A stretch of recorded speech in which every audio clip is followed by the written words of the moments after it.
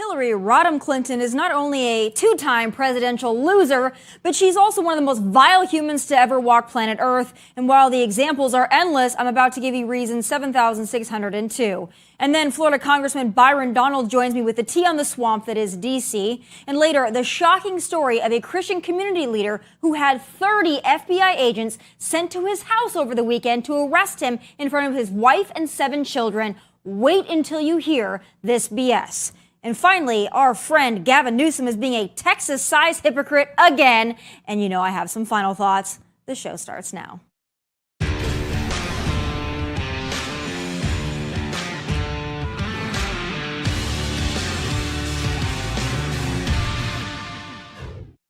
Yeah, Hillary Clinton is not only a loser, she's the textbook definition of a narcissist. And just when we think we've gotten rid of her, just when we think she'll disappear into the abyss or park her broom at home to enjoy a quiet life, being a wife to poor Bill or a mother/grandmother to her spawn, she resurfaces like a viral disease to remind us why she has not and will not ever be our president. I remember as a young student, trying to figure out how did people get basically drawn in by Hitler? How did that happen? And I'd watch newsreels and I'd see this guy standing up there ranting and raving and people shouting and raising their arms. I thought, what's happened to these people? Why did they believe that? You saw the rally in Ohio the other night. Trump is there ranting and raving for more than an hour, and you have these rows of young men with their arms raised. I thought, what is going on? And I thought Hocus Pocus 2 didn't come out until Friday. But first, Hillary told us we were deplorables, and now we're Nazis. Boy, it's almost like these Democrats, Hillary and Joe especially, want Trump supporters and Republicans to be attacked. Last week, I told you about Kayler Ellingson, the 18-year-old North Dakota kid hit and killed by a man who did it intentionally because he claimed Ellingson was a Republican extremist. I wonder where they get it from. Maybe Hillary likening us to Nazis, Congressman Tim Kennedy saying the MAGA movement has to be confronted and killed, or this MSNBC contributor Jason Johnson labeling us not only a cult, but a dime store front for a terrorist organization. Watch. I always say, we cannot separate extremists from the Republican Party. They have morphed into one. This is a cult. It's not a political party. It's a dime store front for a terrorist organization. I've been saying that for years. And so the electoral impact is more on the people who need to be motivated, not by the people who are dedicated to a cult. Yeah. Yep, that's how they see us. Cult members, Nazis, white supremacists, deplorables, megas who need to be confronted and have our movement killed. If you voted for Trump and enjoyed 4 years of economic boom, growth, energy independence, a secure border, law and order, and Americans coming first in our own damn country, well, you're just a mega that needs to be taken out. Well, I've got news for all of them, especially Hillary. We aren't going anywhere. We don't care what you call us. Most of these Democrats don't even like themselves, so what does it matter what they think of us? We're good people, and we know it. And it's not our burden to continually defend ourselves against people who are dedicated to misrepresenting us. Why would we take criticism from people we would never go to for advice? It'll be a cold day in hell, where I assume Hillary was assembled, before I'll give a damn what any of these people think. We are going to save America again, for us and for them. And when we do it, we won't get an apology or a thank you, but we don't need either. Onward and upward. But up next, Florida Congressman Byron Donalds joins me with his take on midterms, inflation, and the dumpster fire at 1600 Pennsylvania Avenue. Stick around.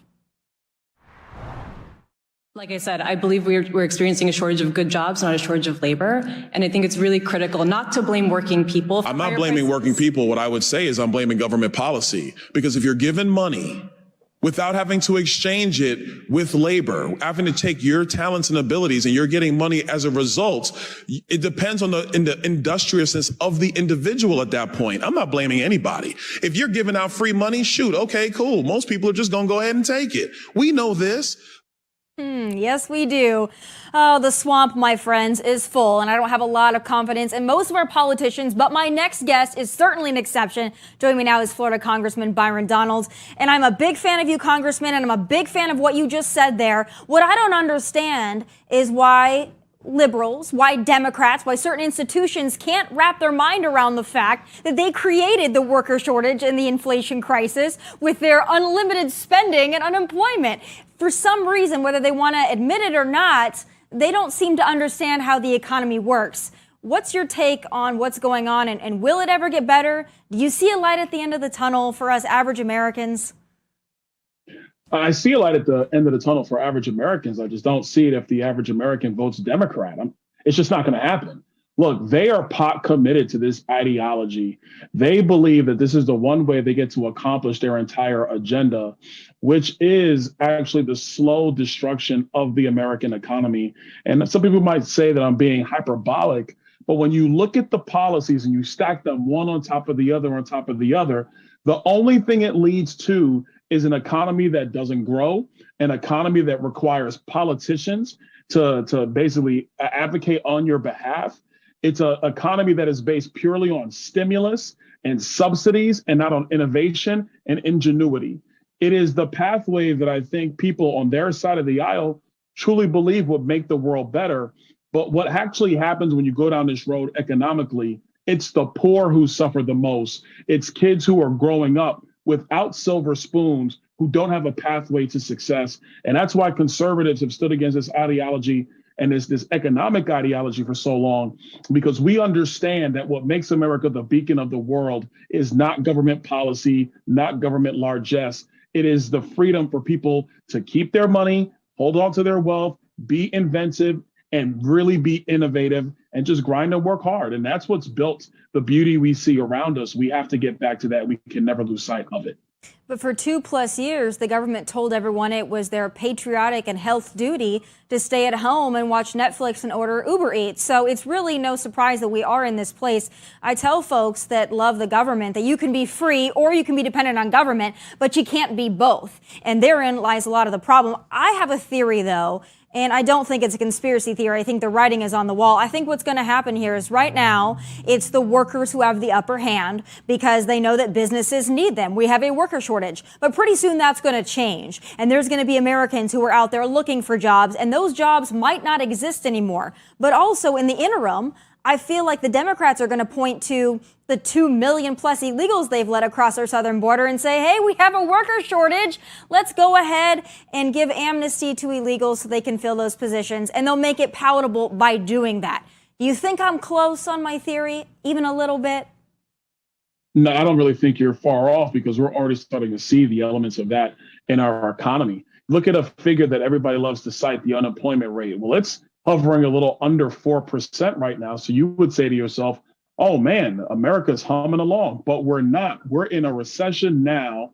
High inflation is here and interest rates are about to go up.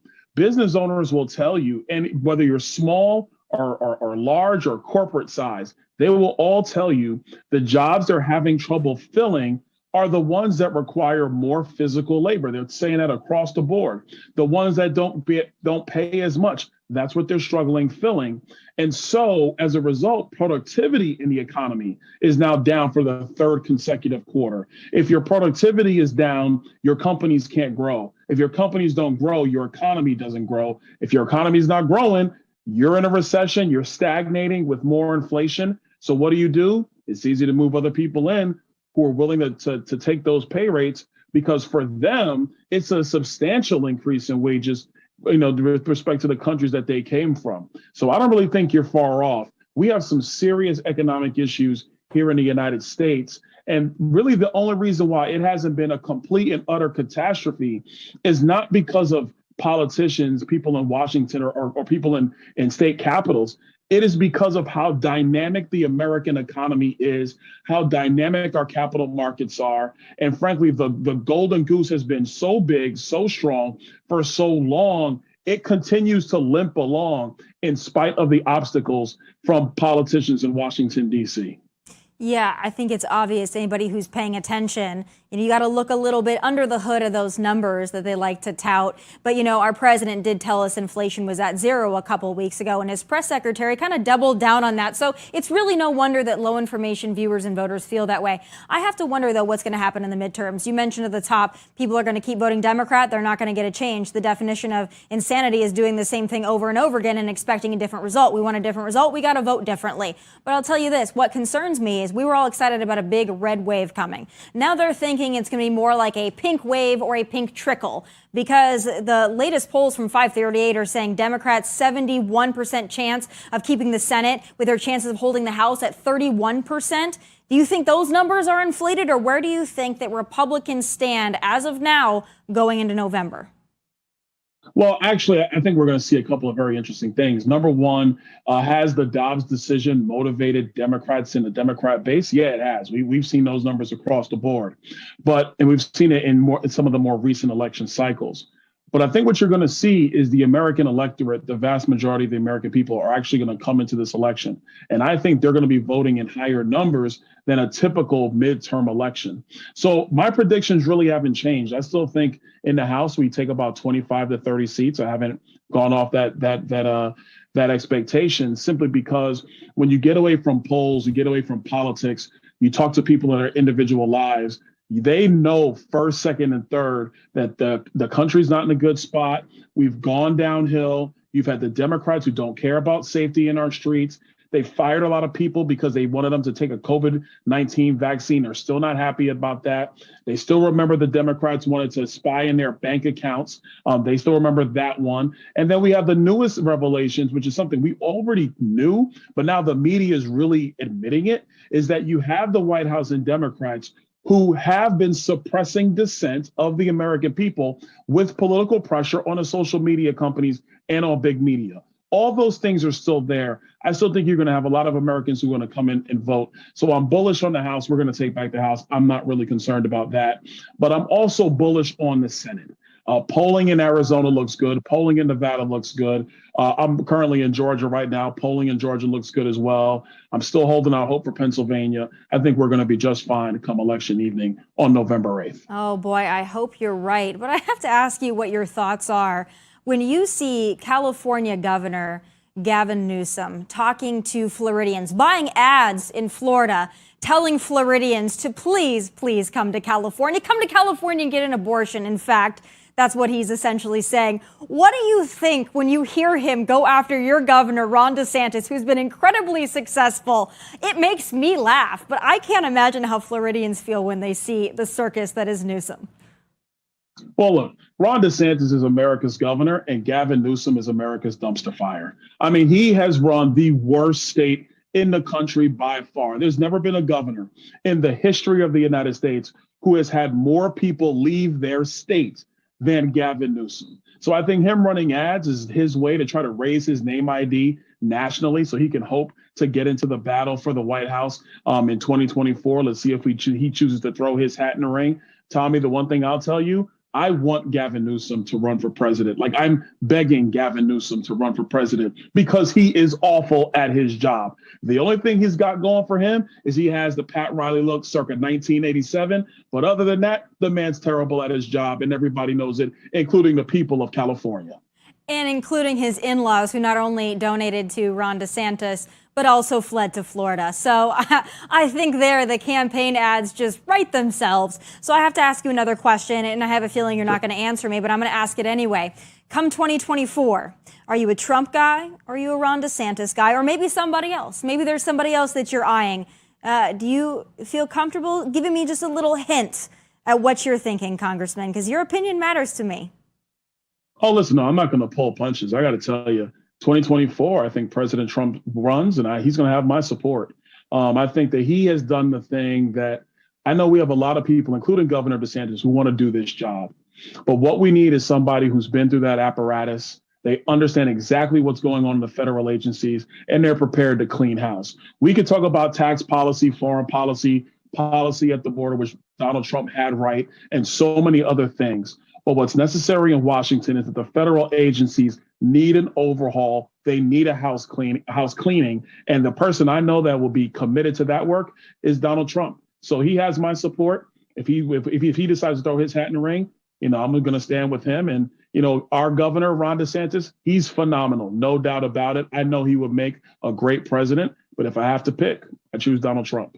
All right. Well, hey, listen, I say Ron or Don, just not Joe or Gavin or Kamala or Hillary or any of them, because quite frankly, they have nobody that interests me. My last question, I'm going to let you go. I promise this is my last one, and this is a fun one, all right? Sure. Not nearly as controversial. I have to get your thoughts, Congressman, on the Super Bowl and Rihanna being the halftime performer, because I've seen it all over my timelines, everything. People are super excited. We haven't heard from Rihanna in a while. I'm sure you probably haven't had this question yet, so I'm going to go ahead and ask it. What do you think?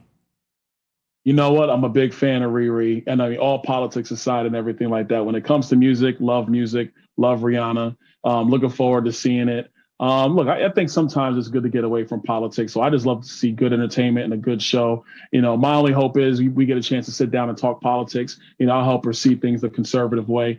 But other than that, I'm just looking for good music and a good time. There you go. Well, hey, I would love to see a sit down with you and Riri, and I think you could change her mind. And I'm a big Taylor Swift fan, but I'm really happy it's Rihanna and not Taylor Swift, because we didn't need to see that woke virtue signal up on stage anyway. But Congressman, thank you so much for your time, for all of your insight, and for always fighting the good fight. We love watching you, and please keep it up. Anytime. Thanks for having me on. Thanks so much.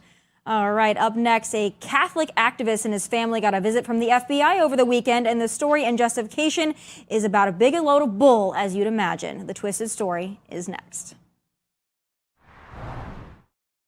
So y'all know I love law enforcement. I respect the agents of the FBI, but I, like many of you, have lost a lot of trust in the institution that is the FBI. From the unprecedented raid on Mar-a-Lago to what appears to be politically motivated targeting of certain groups over others, I am disappointed in how this institution appears to have fallen. And this next story is yet another example of why.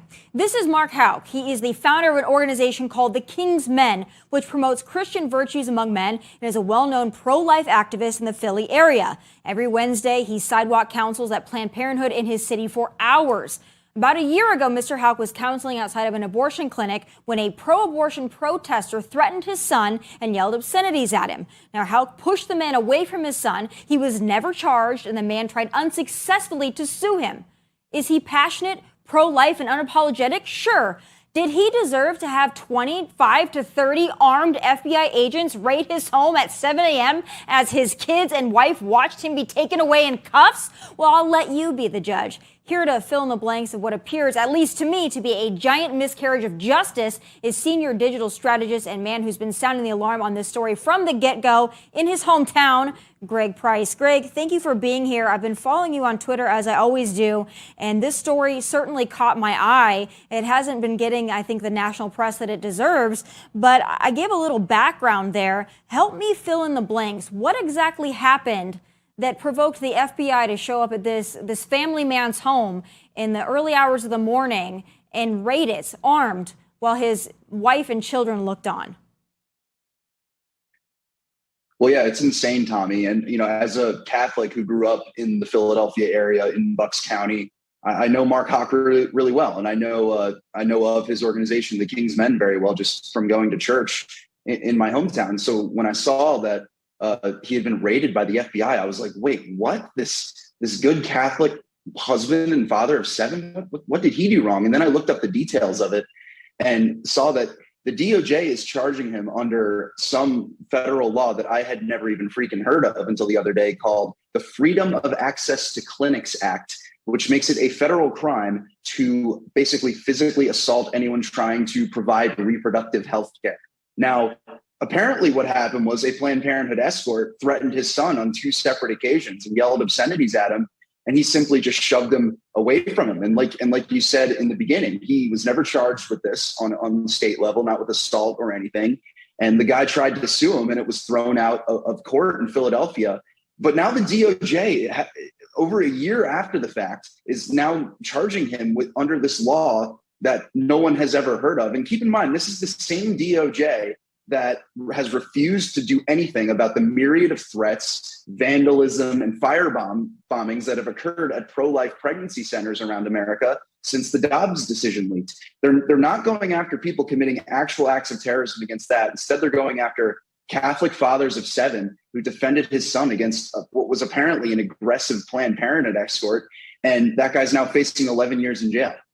It's amazing. And whether, you're pro-life or pro-choice or whether you think he should have shoved the man away or you thought the man was okay to yell obscenities at him and his son, it really doesn't matter. The fact of the matter is here to have 25 to 30 armed FBI agents raid a home of a family man as if he's some danger to society. Meanwhile, not only do we have pro-choice abortion activists attacking pregnancy centers and the like, threatening our Supreme Court justices. But let's not forget just the everyday lawlessness that we have on our streets. But the liberals and the Democrats scream criminal justice reform, let them all out, let them all out. And then you've got a father of 7 who is a Catholic Christian man, and they show up at his home.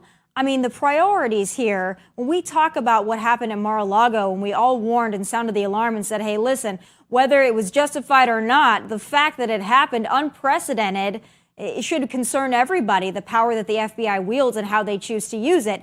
And now I think we're seeing that in action. What can you tell us about what's happened since and what the family is saying to you or to others? Well, the wife told a news outlet called LifeSite News, which is a pro-life news outlet, that 25 to 30 armed FBI agents showed up at their house and pointed rifles at them as their kids started screaming. And apparently the news broke this morning that the DOJ brought the case before a grand jury. So they're going all in to indict this man. And literally they're going to try and put him in jail over shoving a Planned Parenthood escort away from his son. And like you just said, we said after the Mar-a-Lago raid was unprecedented. The fact that the DOJ and the FBI was going after a former president, and we were saying after that, if they can do it to Trump, they can do it to anybody. Well, guess what? They're doing it to anybody now. They're doing it to normal people. Unlike Donald Trump, Mark Houck is not a threat to anybody. He's just a man who runs an organization that promotes Catholic values and helps men who are addicted to pornography. That's all this man does. And now the DOJ is throwing the book at him over this obscure federal law when he was never even charged for it on a state level. It's getting really scary. And I'll tell you what, Tommy, when the GOP takes back power, which we will take back power in November, if they don't make a concerted effort to go after the institutional rot at the DOJ, then they don't deserve our votes and they don't deserve our money anymore, because now they're going after normal people, and they're going to keep going after people who have political views that go against the regime. I think a lot of Americans are concerned about that, and it shouldn't matter which way you vote or what letters behind your name. Every American should be concerned what these institutions are doing and how they are cherry picking and selecting certain cases that they want to go after. I think we all remember, of course, when the DOJ wanted to go after parents at school board meetings and liken them to domestic terrorists. I mean, all of this is the snowball effect. It's what we always warn about, and we're called conspiracy theorists. Now it's happening. But you mentioned what happened to Donald Trump. Obviously, a lot of fanfare around that. Donald Trump is a man who can defend himself, and he has the means to defend himself. But what worries me is when you've got individuals like Mark Houck and others that are being targeted by the FBI, having the book thrown at them, they don't have the publicity, they don't have the resources to fight this kind of thing. And then after the news kind of fades, we're talking about it now. This family is still going to have to deal with this. Quite frankly, it could destroy their family, and all because a man is standing up for his Catholic values, whether you agree with them or not. The man has a right to do it. The book is being thrown at him. And another thing that concerns me as well, beyond just the DOJ and the FBI, let's keep in mind, they want to bring on 87,000 new IRS agents. Boy, I wonder who they're going to target. What do you think that we're going to see in the coming months? Even if we do take back everything in the midterms, I'm still concerned. Yeah, I mean, I think all Americans should be concerned about, just the absolute political bias that has now infiltrated the FBI and the DOJ. Like, seriously, imagine being an FBI agent who went to Quantico and trained there just to point your gun at a Catholic father of 7. It's really bad, and it's irredeemably corrupt, and it's not going to change unless Republican leaders actually make a concerted effort to affect change at the FBI and DOJ. And there's been a lot of talk lately about defunding the FBI. I think breaking it apart into offices across America is at least a start. it's really bad. There's nothing that could destroy Western civilization more than politicized law enforcement. Right. When there's two tiers of justice in America, that is one of the most dangerous things that could bring down a society.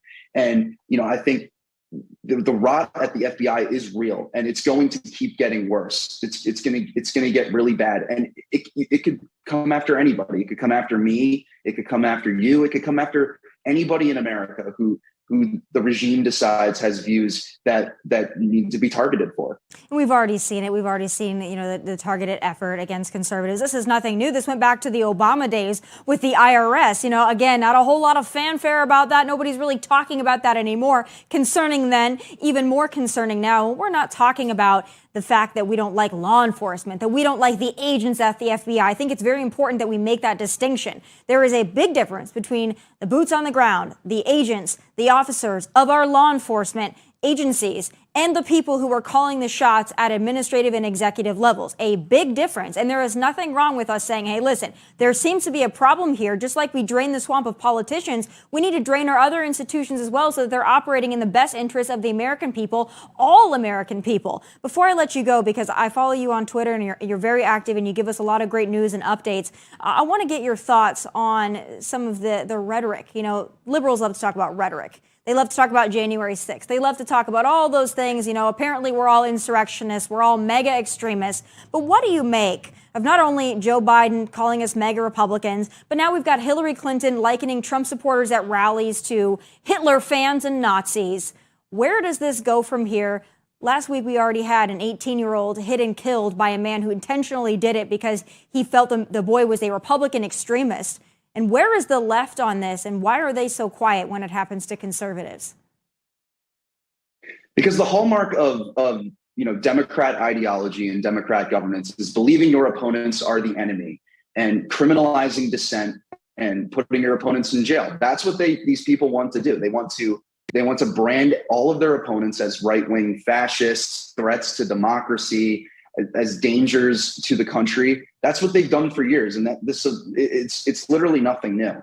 But it's like you said, these people who talk about how the dangers of violent rhetoric all the time are the biggest proponents of it, the people who do it all the time. And a perfect example is take for the fact that the DOJ said that they don't have enough evidence to indict Congressman Matt Gaetz on sex trafficking charges. This is a guy who was accused by the FBI and who launched a politically motivated investigation of him for this heinous crime that he never did. And there was no evidence of it. But the left was sad about this. They were complaining about how the DOJ wouldn't indict him, even though there's no evidence he committed a crime. That's what these people are. They don't care whether or not Matt Gaetz committed the crime. All they care about is that he supported Donald Trump. And that's just what they want. They want to criminalize all dissent against them until they have unlimited power over America. Yeah, it's the intimidation technique, and it could go one of two ways. It could cause the silent majority to get quieter, or it could cause the silent majority to understand they need to get louder, and I'm hoping it's the latter of the two. Thank you for following the story, for breaking the story. You're the first person that I saw talking about it, and our best goes to Mark Houck and his family and what they're going to have to battle in the coming weeks, coming months, even coming years. And you're welcome back on my show anytime. Thank you so much for having me, Tommy. It was great to be on with you. Of course. And coming up, our gel-haired friend, California Governor Gavin Newsom, spent some time in Texas over the weekend, which is fine, except he banned state travel to the Lone Star State. And I have some final thoughts. That's next. California Governor Gavin Newsom went to Texas for a speech over the weekend, and while I don't blame him for getting out of the once golden state he's ruined, it's rather problematic given the fact he's banned state travel to Texas. It's time for final thoughts.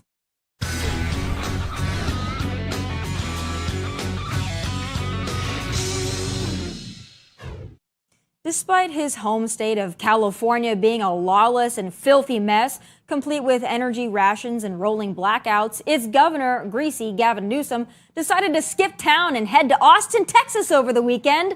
He was a speaker at the Texas Tribune Festival. And yes, that is the same festival Crooked Hillary spoke at, where she likened Trump supporters to Nazis. But Gavin's speech was billed as a talk on what the nation's most populous state can teach the other 49, including Texas. You know, I know Austin is liberal, dirty, and weird, but not sure what the governor of a state that's hemorrhaging residents to Texas and 24 other red states can teach anyone about leadership. Especially given the fact that California banned state travel to Texas over the state's abortion policies, but yet Gavin went to Texas himself. And this isn't the first time Newsom has visited one of the 22 states he personally blacklisted. If you'll recall, over the summer, he journeyed to Montana to visit his in-laws. But he claims he personally funded that vacation, so it doesn't count. Now listen, maybe we shouldn't be so hard on Gavin for flouting his own hot air, big mouth policies. He was likely going to Texas like so many of his former constituents because he too wants to get out of his crap hole state. Heck, his in-laws did, and they donated to Ron DeSantis. Or maybe Gavin was just looking for the Texas version of the French Laundry. You know, everything is bigger in Texas, and we know Gavin's hypocrisy knows no bounds. The only thing greasier than his hair gel is his soul. Those are my final thoughts. Be sure to catch the entire show on Outkick.com as well as exclusive content from Nashville. God bless and take care.